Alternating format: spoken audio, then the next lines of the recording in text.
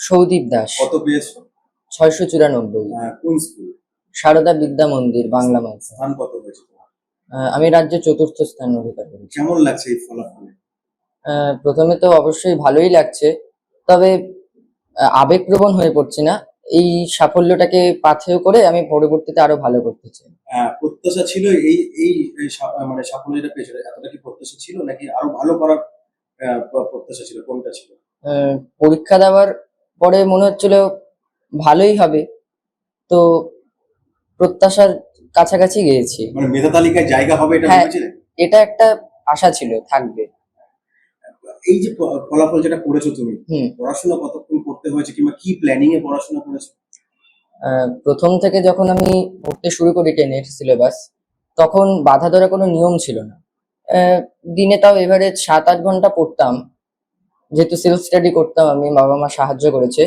পরে পরীক্ষার 2-3 মাস আগে থেকে 9-10 ঘন্টা রেঞ্জ করে পড়তাম। মানে আর কিভাবে পড়তে, সিলেবাস কিভাবে আচ্ছা। কমপ্লিট করেছো? প্রথম ফেজে তো আমি আগে খুঁটিয়ে খুঁটিয়ে যে কোনো একটা বইকে পাথেয় করে প্রত্যেকটা সিলেবাসই শেষ করলাম।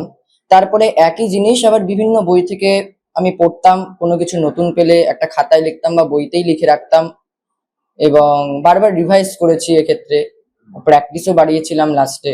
এভাবেই আমার স্ট্র্যাটেজি ছিল। কি নিয়ে পড়াশোনা করার ইচ্ছা রয়েছে? ভবিষ্যতে তো বিজ্ঞান বিভাগ নিয়ে পড়ার ইচ্ছে রয়েছে। তারপর তারপর বিভিন্ন কম্পিটিটিভ এক্সাম গুলোতে বসবো।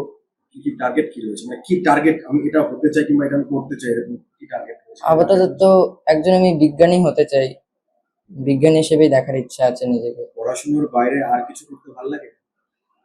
হ্যাঁ, একটু খেলা দেখি, নিজে ক্রিকেটও খেলি, তারপরে গান, কবিতা, একটু ছবিও আঁকি। খেলো? হ্যাঁ, খেলি। তোমারই বন্ধু, ক্লাসমেট,